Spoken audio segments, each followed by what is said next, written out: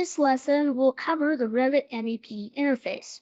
So when you open a project inside of Revit, you'll basically see a ribbon with a variety of tabs, and on those tabs will be panels containing various commands for Revit MEP. We'll start out by looking at the various tabs that you may have inside of your Revit version of MEP. Now, depending upon the flavor of Revit that you have, you may see all the tabs that you see in this video, or you may see more, or you may see less. Mostly for this course, we'll focus on the tab called Systems. This tab contains all of the mechanical, electrical, and plumbing functions that we'll cover in this course. So, looking at the Systems tab first, we start off on the left with the HVAC panel. Here we have functions to create duct holders, flexible tubing, and terminals for mechanical equipment for our duct systems. We then have the capability to create fabrication parts. From there, we have mechanical equipment, and then our plumbing and piping capabilities to run piping and plumbing fixtures, including sprinklers. Then we have a condensed menu for electrical. Now, depending upon your screen resolution, your screen may be expanded so you see this in its full entirety. Here, though, for electrical, you can create your wiring, your conduit, your cable trays, and insert your electrical equipment. The tab after that will allow us to insert or bring in components into our Revit model. And the last drop down is basically a setup area where we can create references, such as planes. Now, the other tabs that are visible in this version of Revit, starting on the very left, are Architecture.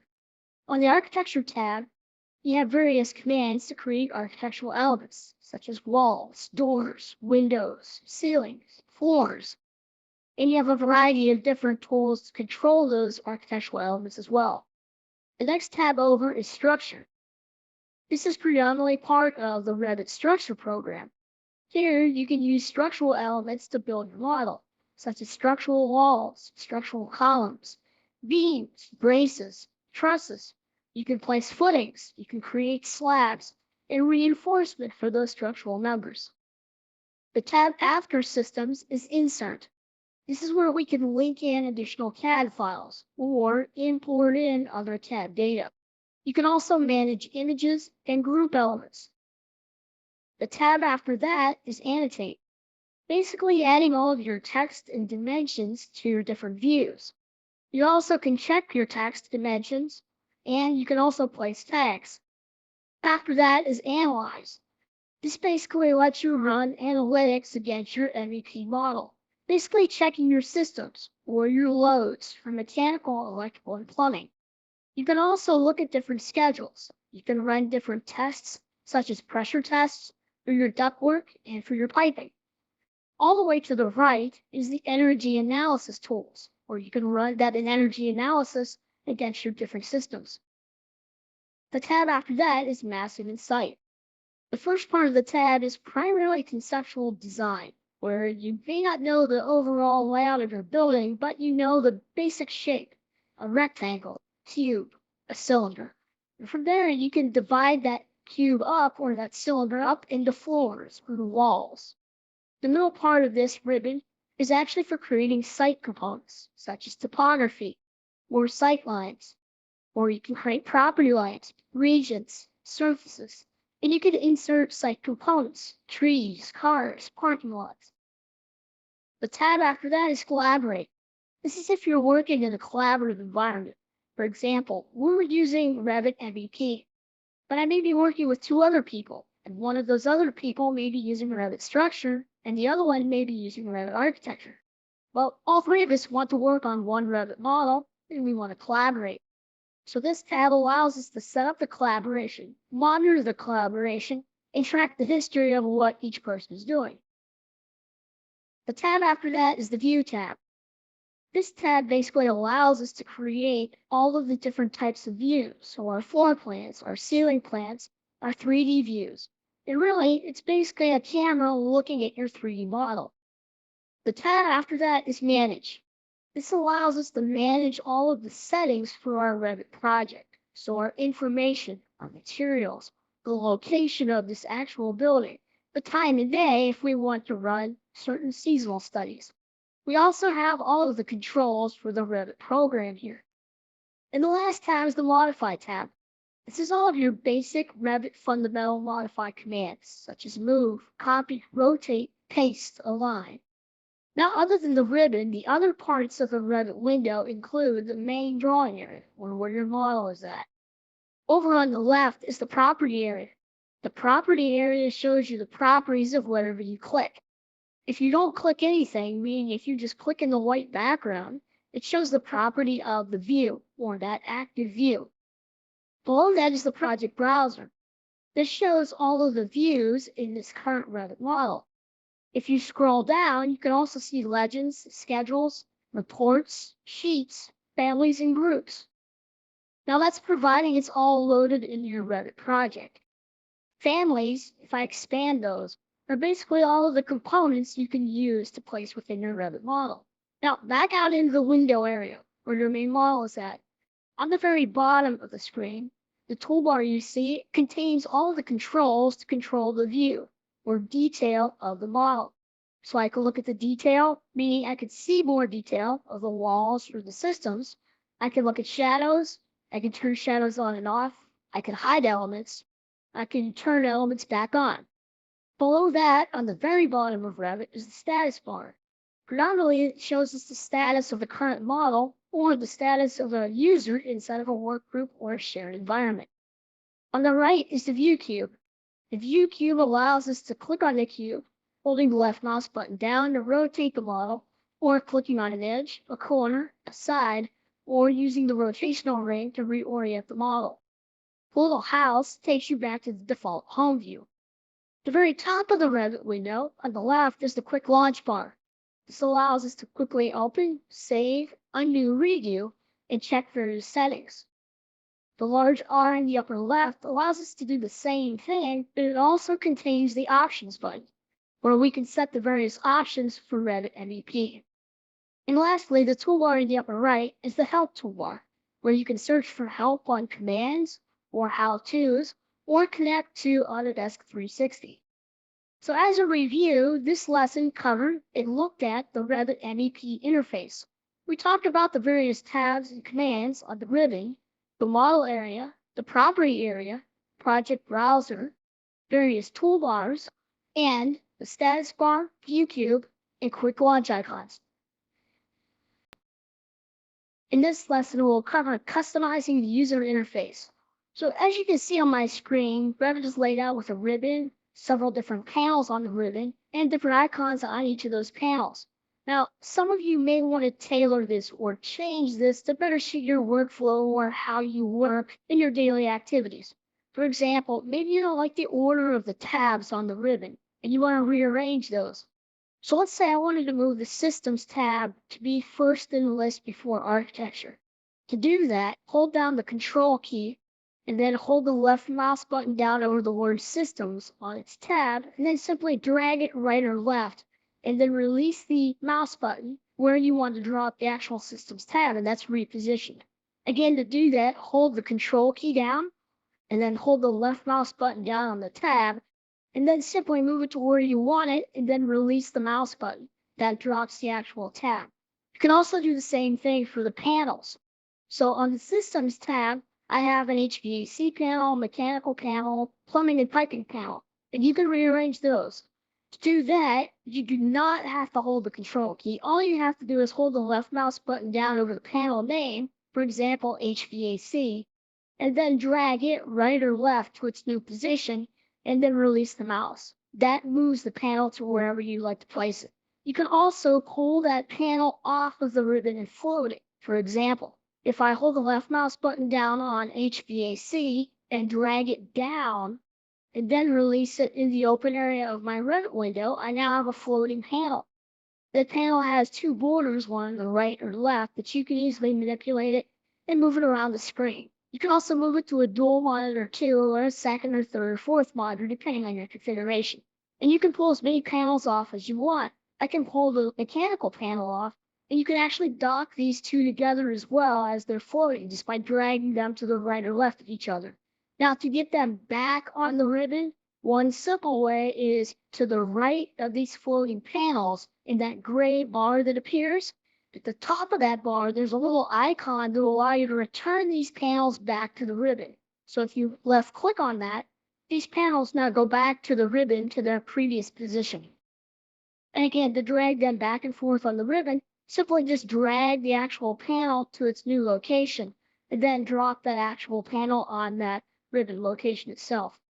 Now, some things you can do and can't do is change tabs and also change functional areas of the icons on the various different panels within the ribbon itself. Now, another area you can tailor and customize is the ribbon itself of how you view it. So right now I'm seeing all of the commands being displayed on the ribbon, but maybe your screen real estate is kind of thin. You need more space top to bottom. So to the right of the tabs, right beyond the word modify, you have two arrows, one up and one down. The up arrow lets you cycle through looking at the panel in its full mode, looking at just icons of the panel, looking at just the panel names, and then also just looking at the tabs as you cycle through that up arrow.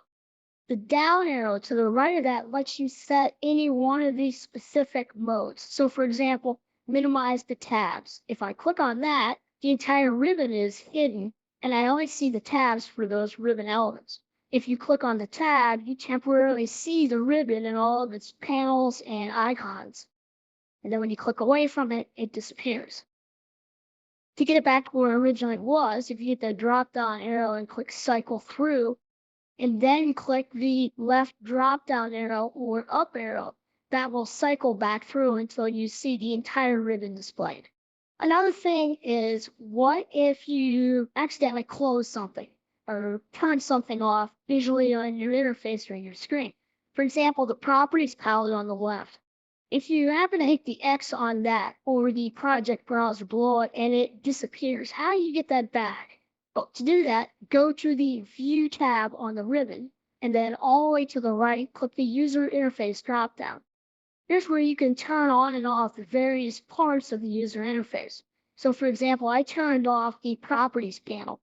So I can click on Properties, that turns that back on again. So you can easily turn on and off the different elements of your screen in this given area. Another area that you can customize is the Quick Launch bar. That's all the way at the top on the left.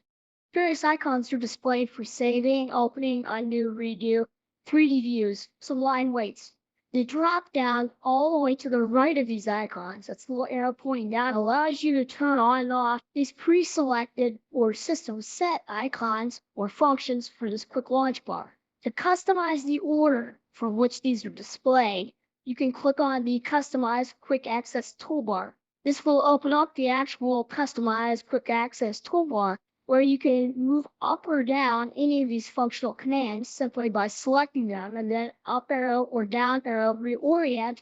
And then if you wanted to place a separator between them, you could choose a separator to actually add that separator or X to delete that separator. Go ahead and click OK. That same drop down again, check marking and uncheck marking turns on or off any of these functional icons on the quick access bar. So these are just some of the areas that you could tailor and change inside the user interface. One being the ribbon, where I can rearrange the tabs, the panels, the icons, minimize or maximize the visibility of that panel, how to turn on and off different parts of the user interface, and also how to customize the quick access bar. For example, on my screen, I'm going to move my mouse over the duck command, and I'll pause right over the top of it. I can see a tooltip appear. Inside of the tooltip, it'll give me the name of the command, and then if a shortcut key exists, it'll be in parentheses. As you can see here, DT is the shortcut key for duck. Let's move over to the next command to the right, duck placeholder. Just hover over it. I can see it gives me the name. There's no shortcut keys in parentheses. Therefore, this command doesn't have a shortcut key or keys assigned to it. Move over above the flex duck command. I see this has a shortcut key of FD. So as you can see, some of the commands in Revit do have shortcut keys and some do not. So now, how do we change or set shortcut keys? Well, to do that, let's go to the large R in the upper left. Go ahead and click on that. And then on the flyout, click the Options button. Now the option setting opens up where we can change a variety of different settings inside of Revit. On the left though, click User Interface, and then toward the right, where it reads Keyboard Shortcuts, click Customize. This will open up a new window allowing us to change or modify or set any shortcuts for the various commands inside of Revit. You can scroll through the list and you can see there's a variety of different commands from different functional areas and different tabs that have and maybe don't have shortcut keys assigned to these. There are some commands, though, that you cannot change the shortcut keys that are currently configured. And to see that, I'm going to change the filter dropdown from all to all reserved.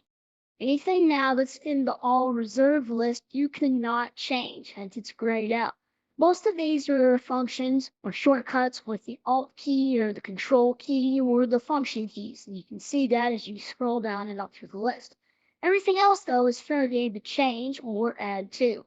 Now, I did mention most of the things we'll do inside of this course are going to be focused around the Systems tab. So let's change the filter now to Systems tab. So you can scroll down the list and just click Systems tab. Now, in this list, this shows me the functional icons from anything that is displayed on the Systems tab. If you scroll down a little bit, you'll see Duct, and you'll see it has that shortcut DT, which we illustrated. Also below that, you see Duct Placeholder, and it doesn't have a shortcut key. So our task now is to add a shortcut key for Duct Placeholder. And you may ask a couple questions. One is, well, what can I key in? Well, you can key in up to 5 characters. Another question you may ask is, well, what if I key in something that already exists? How does that work? Can I do it? Well, the answer is yes. You can key in a series of shortcut characters that already exist.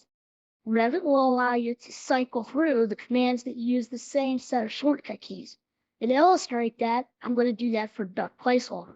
So let's go ahead and just click on Duct Placeholder.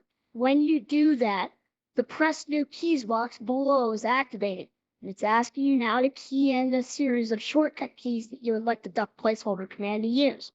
Well, I'm going to use DT.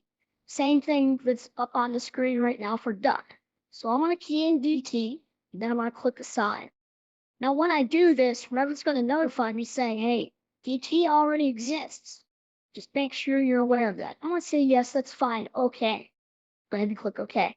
So now I have 2 commands that are currently using the keyboard shortcut DT. One is Duct and one is Duct Placeholder. What Revit will allow you to do is cycle through which one you want to use. So you can basically have 2 or more commands that use the same series of shortcut keys. You also can create multiple shortcut keys for the same command. Now, let's see how this works. Go ahead and click OK, and OK again. Now, on your screen, we don't see anything right now, and I'm going to key in DT for the shortcut key to start the Duct and the Duct Placeholder. Now, where it's going to notify you is in the lower left part of the Revit window. Right now, that's the area on my screen that reads Click the Select tab for alternates, Control, and Shift.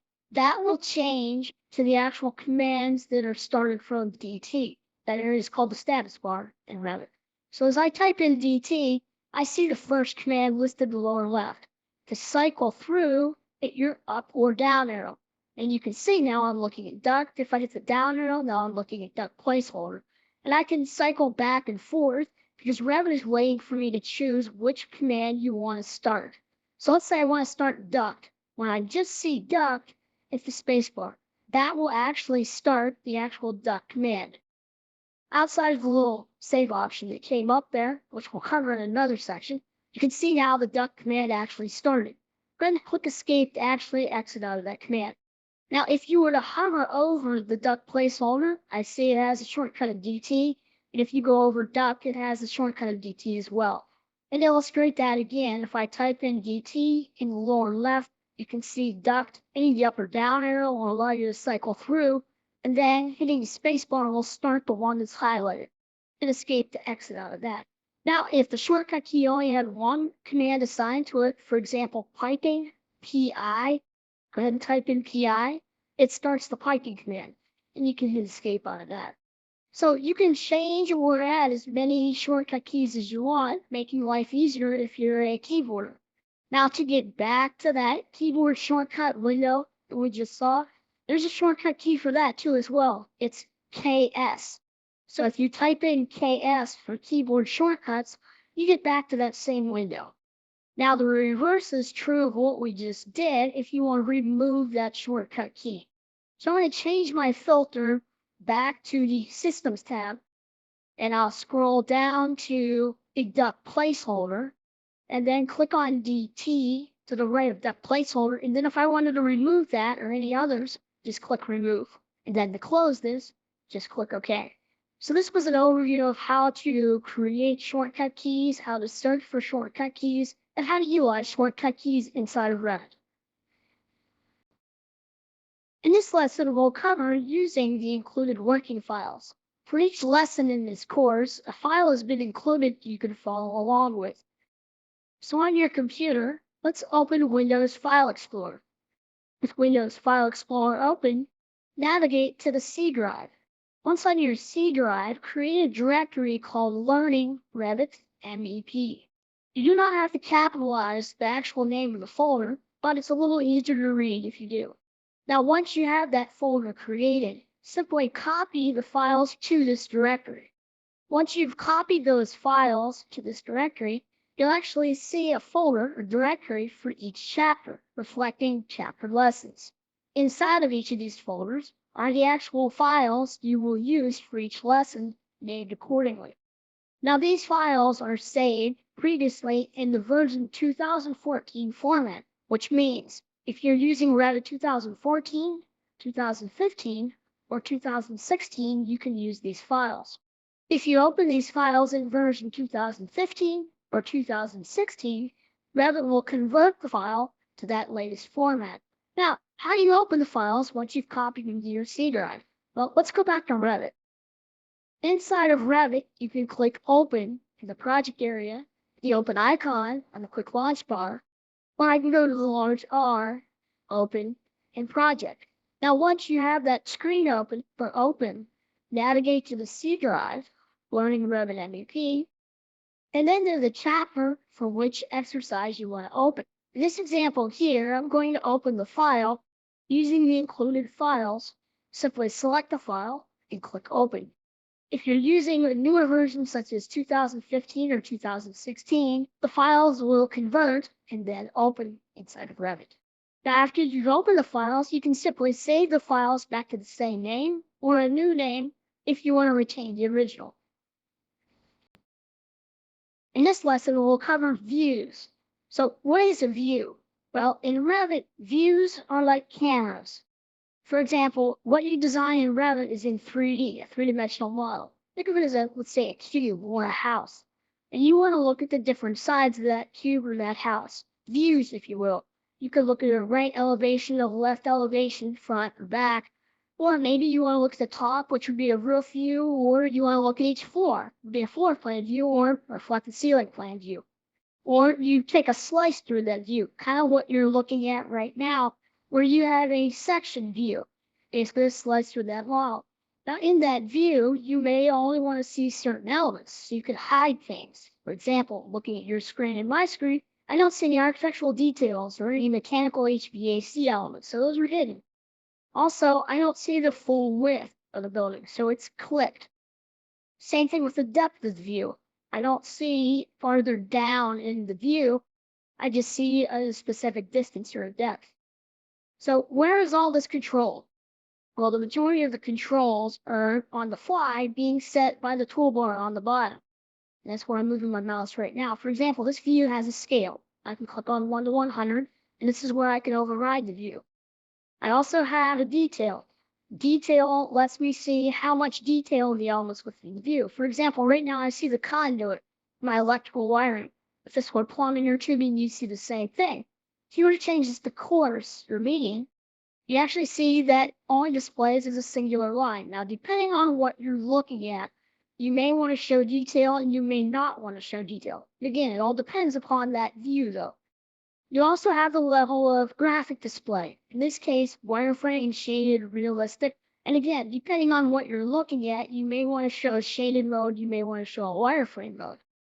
The next two icons have to do more with solar study, where you're looking at the sun path, and shadows from the sun. The next two after that are for cropping. Earlier I said this view is cropped, so you don't see everything to the right or the left. And I can turn on this crop box, and you can see this rectangular shape where elements are cropped outside of it. If you turn off the crop, the icon before that, you actually see everything that is at that section cut through the model. The other part of this is how deep you want to see within the crop. I'm going to turn the cropping back on, and I'll turn the crop region off, that rectangular shape. Now, another thing I mentioned was seeing elements and not seeing elements in this view or in this section. And that's where the glasses and the light bulb let you hide or temporarily hide elements you don't want to see in this view. The light bulb lets you see what's been hidden in this view, and you can turn it back on. Anything indicated in magenta or the red shows me a hidden element, i.e. the HVAC planned elements here, if you will. And I can hit the light bulb again to turn it off. Now, the glasses let you temporarily hide things. And you can see in this little menu that pops up, it says hide or isolate either a category or an element. Now, the individual item you pick, let's say the panel box or the conduit, the category would mean every panel box or all the conduit. And hide and isolate, hide is hide, you don't see it. Isolate means you hide everything else but what you click.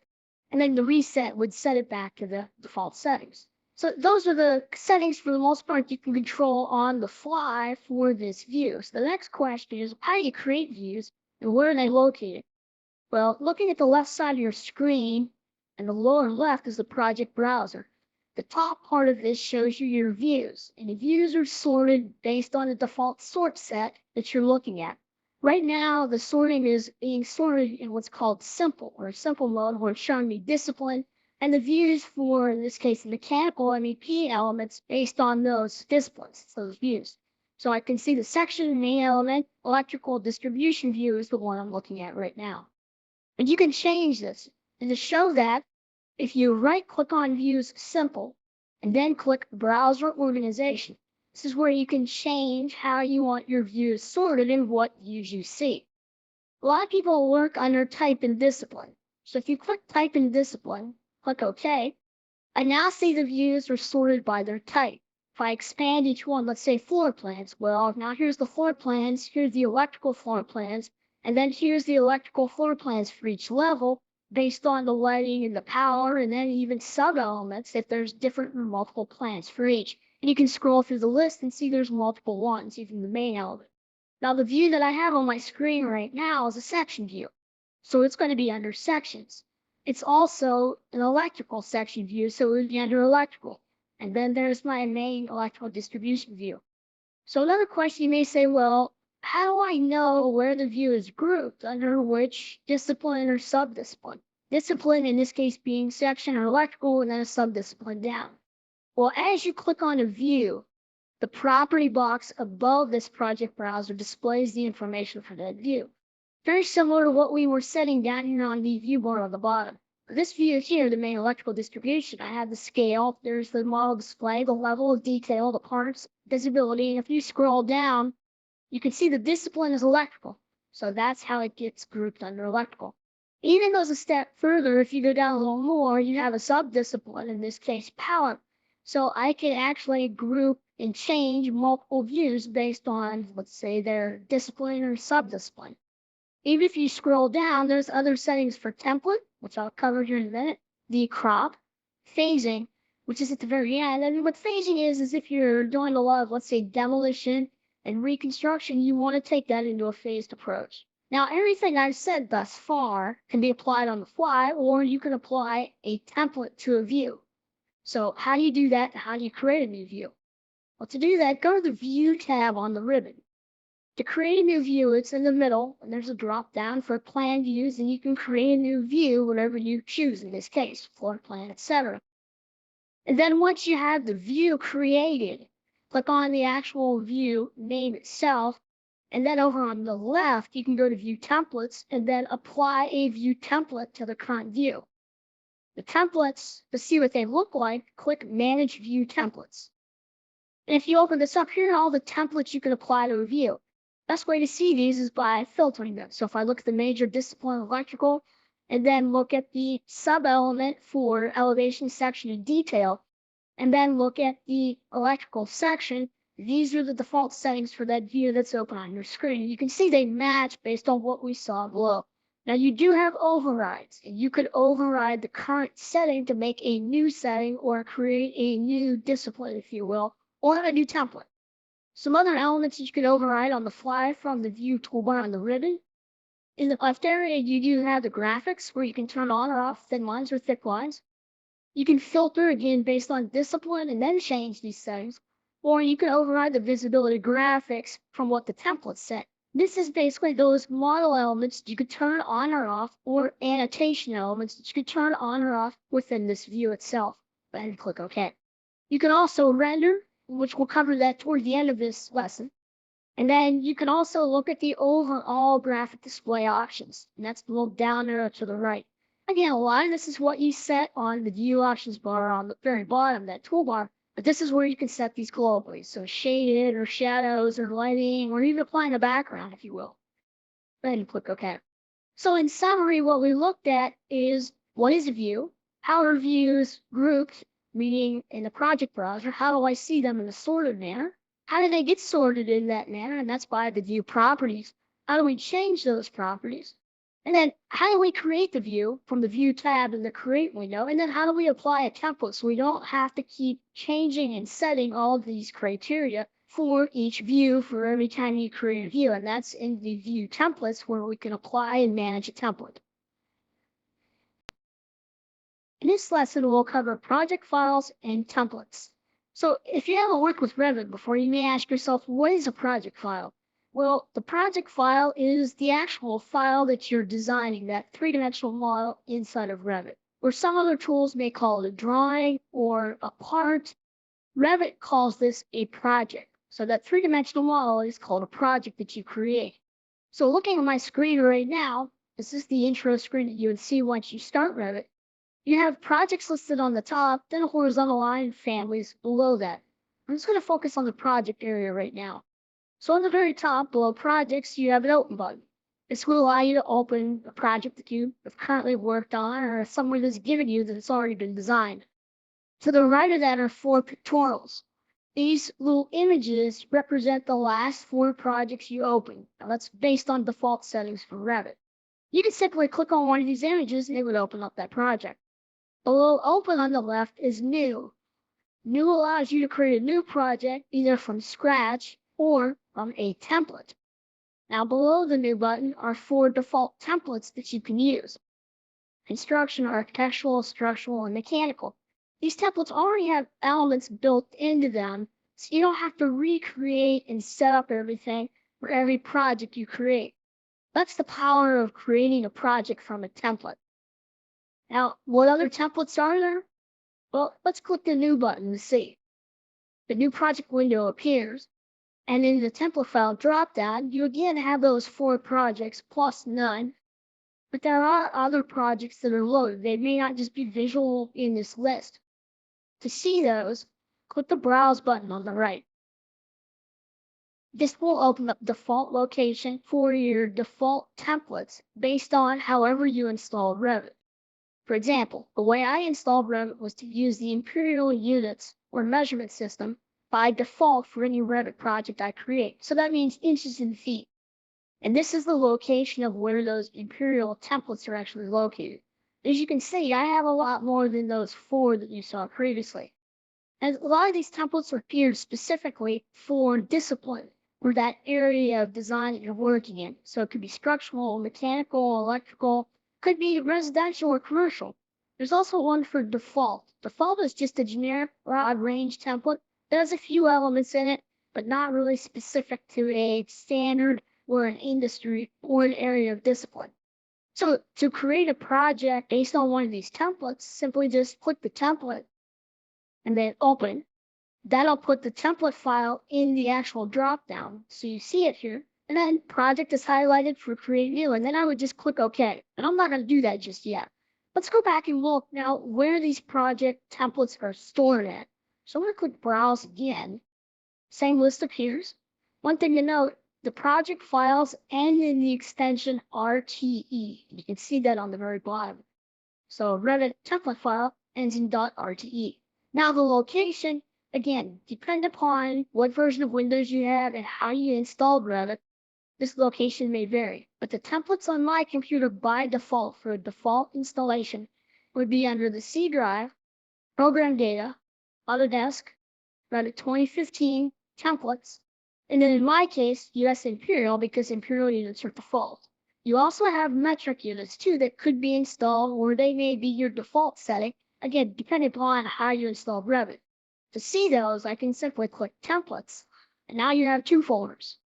You may have more as well, again, depending on how you install Revit. If I double click metric, I see the exact same templates as Imperial, but these carry the metric measurement system. So millimeters, meters, centimeters, and so forth. I'll go ahead and go back up again to templates and go back to Imperial. And then I'll select that mechanical template once again and click open. And then again, right here, I can say OK and create a new project based on the mechanical template. Now, let's say you want to add something to a template or change that template or make a new template for a line of work that you're working on or a specific customer, or just change to the template that you want to add some more elements to it so you're not recreating these different things over and over again. So I'm going to make a new template. It's going to be based upon this mechanical template. So with the mechanical template selected in the template file dropdown, under Create New, I'm going to now select Project Template. What this will do is create a new project template based upon the mechanical template. So with those two things selected, click OK. Now, depending on the version of Revit you're using, and if you were using templates made in a previous version, which you can, when you open up those templates or use those templates to create a new project or a new template, it's going to go through an upgrade process of that template that was from the previous version. And that's what you just saw here. So it's actually opening up this version 2014 template. It's now converting it to the 2015 scheme, basically behind the scenes stuff, if you will. And then it's going to open up and I'll see that template with all of its functions and all of its settings, and I can go in and start to make any modification I want. Now, once I save that template will be saved back to the 2015 version. There is no saving back to previous versions in any flavor of Revit. So once you open and save something in that version of Revit, you have to work in that version or a newer version. So here's that template. It basically opened up. The template is here with all of its settings, all its configurations. I see different views created on the left. There's multiple levels. What I can do now is basically come in and start to make additional enhancements or modifications to this to create different elements in the template. I want to make one change. And instead of looking at the views by discipline, I'm going to go to my browser organization just by right-clicking views. And I'm going to change this to type discipline and then click OK. Basically just reorganize the project browser, if you will. And feel free to make any other modifications to this template as well. Now, after you're done making the modifications to the template, we need to save it. So I'm going to go to the large R, preferably go to Save As, then Template. By default, it'll bring up that directory, US Imperial or Metric, for where your other templates are stored. Now you can give this template a new name, and I'm just going to call it Mechanical 2 or MECH2 for this example. Extension is RTE, and now I'll click Save. What it will do now is create a new template in that directory called MECH2, or whatever you choose to name it, and now it's ready for me to use for a new project. So I'll go ahead and close this template. I'm back to the same screen as I was before. Under Projects, I'll click New. For my templates, if I click the drop-down and I don't see it, I'll click Browse. And then in the list here, I see that new template I created, MECH2. I'll click Open. I'll say for Create New, create a project, and then click OK. Since the template's a 2015 version, it immediately opens a project. Everything is set and configured and already pre-populated based upon that template. I'm ready to start designing now in Revit. So again, this lesson was an overview of project files and templates and how templates can speed the use and design by reuse of data in your Revit projects. In this lesson, we'll cover family files and family file templates. So for those of you that aren't familiar with Revit, you may be asking yourself, well, what is a family file? Well, a family file is any of the content you use to build your Revit model. For example, in architecture, it could be a door type or a window type or a wall type. In the case of MEP, it could be an HVAC duct type, or a specific type of pipe, or a plumbing fixture, or a conduit, or an electrical wire type. All of these are family files. Now you may also be asking, well, what are these family files? Which ones are in my Revit project? Well, as you know from previous lessons, you should start your Revit files based on a template or a project template. Those project templates have a lot of stuff loaded into them, including family files. Looking at the project that I have open right now on my screen, you may be wondering, well, what family files are in this? Well, whatever you have open, in the lower left in your project browser, scroll all the way down to the bottom, and you should have a group called Families. If you click the plus to the left of Families, you'll see all of these family types that are preloaded into this Revit project. And you can see there's a vast array of different types that are loaded in. Now, not everything is loaded into this project because it would just be simply too huge of a file if you had every possible type of family file loaded in. So let's look at the different types of ducts that are loaded into this project. So if I scroll up or down to the heading called ducts, with the plus to the left of it, I can see two subheadings are listed, rectangular and round. And below each, there are a few family files that are listed. So under rectangular duct, I have two family files. One mitered elbows taps and the other mitered elbows tees. If you click on the first one, you'll actually see the properties above it in the property window. You can also double click on that. It'll show me the same thing, but in a new floating window that opens. If you open the floating window, just click OK to close it. So these are the types of ducts that are loaded into my project that I could currently use when I'm creating an HVAC run and I need a particular type of duct. To see this in action, what I'll first do is simply click on the white area of your screen and exit out of anything you've clicked on, and then go to the Systems tab on the top and click the command duct. Once you do that, in the property area right below that, if you click the drop down, you'll see you now have the option of choosing one of those three ducts you just looked at in the family area and the project browser on the bottom. So you could select whatever one you want and set your settings on the option bar and continue on designing in Revit. Now you may be saying, well, what other types of family files are out there? What if I don't see it? How can I get those into my project? Hit the Escape key or click the Modify key and the ribbon to exit out of the duct command. And now to bring in any other type of family file that's not in a project, there's a multitude of ways to do it. But one way is I can go to the Insert tab, and then over toward the right, I can click Load Family. This will open a new window, and by default, it'll either go to your Imperial or Metric folder, again, depending on how you installed Revit in the specific location. Looking at my drop-down on my computer, it's on the C drive, Program Data, Autodesk, Revit 2015, under Libraries, and then US Imperial, since that's my standard. Now the folders listed here are all of the family type folders of content that you can load into your project. This is all preloaded and installed by Revit in that installation directory, but is not all in your project files, simply because it'd be too big. So if you wanted to look at additional ducts, you can go down to where you see duct, double click duct, and then you have two subheadings. I want to click the fittings, double click it, and then you have additional subheadings under that, and I'll double click rectangular. Again, subheadings below it, and I could double click tabs. And then here are additional tabs that you could load in your Revit project and utilize within the system of whatever you want to design. So for example, I could click the last one, rectangular tab, and it will show me a preview over on the right. And then to load that in, you can just simply click open. It'll load it in your project. It'll place it in the family tree, the project browser in the lower left, and you're able to use that in design with. This example though, I'm just going to click cancel. Now, another question may come up is, well, what if you want to make a new family file? You want to take one of these existing ones and you want to modify it and create a new type, if you will. So for example, if I look at the round duct types and I look at tabs, double click tabs, that'll open a new window. And one method is, in this case, you would duplicate this family type or this family file, create a new one, name it what you want, and then modify any of that data in it. That's the preferred method. Technically, what you don't want to do is modify the existing one, simply because if and when you go to upgrade, these existing types could be overwritten and updated with the new ones that come out in the next release of Revit. So general rule is you duplicate, and that's what the duplicate button is in the upper right. You would duplicate this type, it creates a new type, again, based on this one, but then you can change the values of whatever you want and make modifications and then use it in your design. And we're not going to go into that. We're just kind of touch base on it as an overview. That's one method. Then click cancel. Now, another part of this lesson we were going to talk about is the family file templates.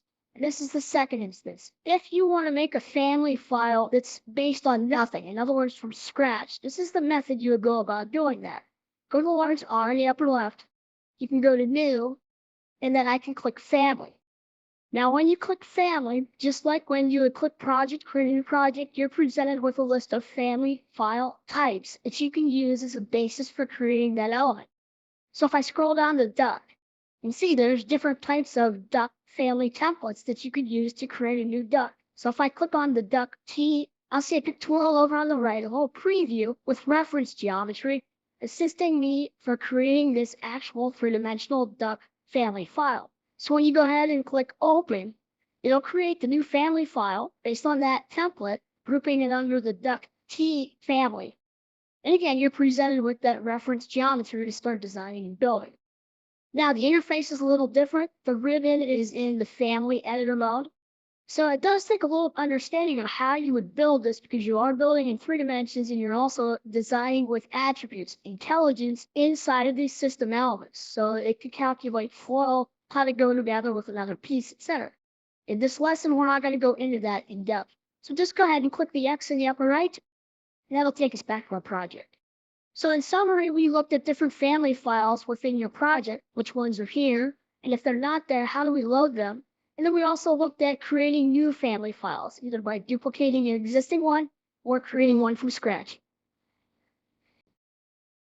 In this lesson, we'll cover system families. So what is a system family? Well, a system family can be duct systems, piping systems, conduits, electrical systems, anything that has multiple elements, components inside of that actual system. So for example, if we wanted to create a duct system, you would have different pieces of duct work in that duct system. A system has to be defined in Revit first. So looking in my project browser in the lower left, if I scroll down to families and expand families, you'll see the different systems. So I have duct systems, which I mentioned. I also can scroll down to see I have piping systems, and you have conduit, or anything else that you have loaded inside of your current Revit project. Now, if a system isn't currently defined, before you can actually make the run of ductwork or the run of piping, you have to actually define that system. That system also has to have fittings assigned to that system. For example, if we wanted to create a ductwork system, I can see within duct system, I have duct systems defined for exhaust, return, and supply. A double click on each one of these will actually show me the graphic presence or overview of how this would actually be visualized, color and line type for the system being displayed. Now the fittings have to be assigned to a system as well. So looking at my ducts, I would expand ducts and I can see I have different families of ducts loaded. Let's expand the actual rectangular duct family and look at the actual family files for those. If I pick on the first one, mitered elbows taps, just double click that, it'll open a new window, and I see the actual type now is the mitered elbow taps, but I can see the family it belongs to is the system family for rectangular ducts. So it has to belong to a system family. Now the settings I see on my screen control the system and how the ductwork goes together. To see that, I can click on the Edit button to the right of Fittings, and this is where everything is defined for me of how this duct system would go together using other family files and components. Now this is important because if you don't start with a template or a project template, a lot of this has to be manually configured. So best practice would be to start with a family template. So to see this in action, to see this actually work, if you go to the Systems tab, click on Duct, it'll now present you with the properties of the duct, and in that property dropdown, you can choose what ductwork you want to use. In this case, I'm going to use the default radius elbows with T's, and then my justification could be set as well in the properties, and reference level and what height above that reference level I'm going to draw these. You can also set the same variables on the options bar across the top. For this example, I'm just going to create a simple S run of ductwork and not really particular in length or in direction. So I'm just going to start by clicking on the left, dragging my mouse to the right. Since I'm middle justified and center justified, I see that's where I'm holding the ductwork. I'll drag out a distance to the right, click again, start to drag my ductwork down, click again, and then drag out to the right. Now, as you click making these turns, you can actually see the elbows are created using those radius mitered elbows. And then to exit out of this, just click Modify in the upper left. Now, I was able to draw this because they're associated to a system. So all of these fittings belong to a system, so they know how to interact with each other. To see the properties of each, simply just single click on each element and you'll see that in the properties area on the left. Likewise for the fittings on the elbows, in this case that rectangular radius elbow, if I click on it, I see the data for it as well. So as a review for this lesson, we covered system families.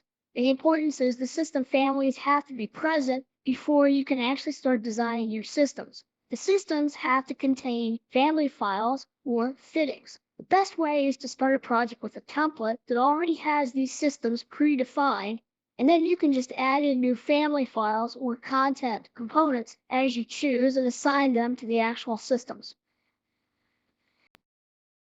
In this lesson, we'll cover in-place families. So if you're wondering, you may ask, well, how many family types are there? In our previous lesson, we covered system families. Now we're talking about in-place families. Well, to answer that question, there are actually three types of families. System families, which are basically elements that belong to your systems, like your duct system, your piping system, conduit systems, that have a variety of different fittings attached to them, kind of like what you see on my screen now, that being a duct system. You also have loadable families. These are elements that can be loaded into your Revit project over and over, or different project to different project. And those could be anything, for example, such as the fitting here, the corner elbow, this rectangular circular, or an architectural element like a chair or a door or a window. Or it could be an annotation style, maybe a specific type of call out that you use.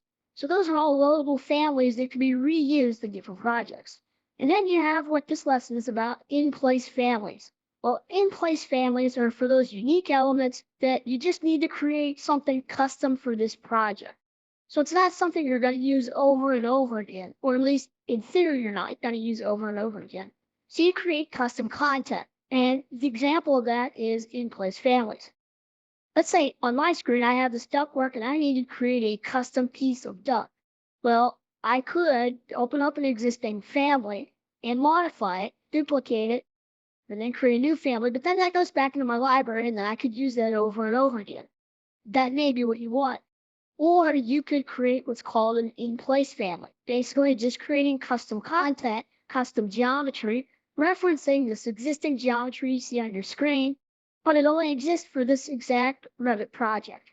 So how do we go about that? Well, first off, you would go to whatever tab for whatever you're designing. In this case, we're in Systems, so I'm going to go to the Systems tab, then all the way over to the right to Component.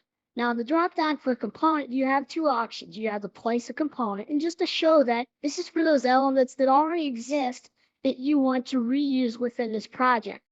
So once I click Place Component, you have the drop-down in Properties for the different components that I could place in that match up to this system that I'm placing, or something similar to it. Click Modify in the upper left to exit out of that. Go back to the Systems tab, go all the way to the right to the Component drop-down, and click Model in Place. Now, the first thing it's going to ask you, very similar to if you were creating a new family type, is, well, what family is this in-place model associated to? I'm going to say fitting, so I'll go down and select duct fittings. Go ahead and click OK. Now, the next box is going to ask me, well, what do you want to call this family? Now, you may say, well, where does this show up? Well, if you look at the lower left part of my screen in the browser, I scroll down to duct fittings.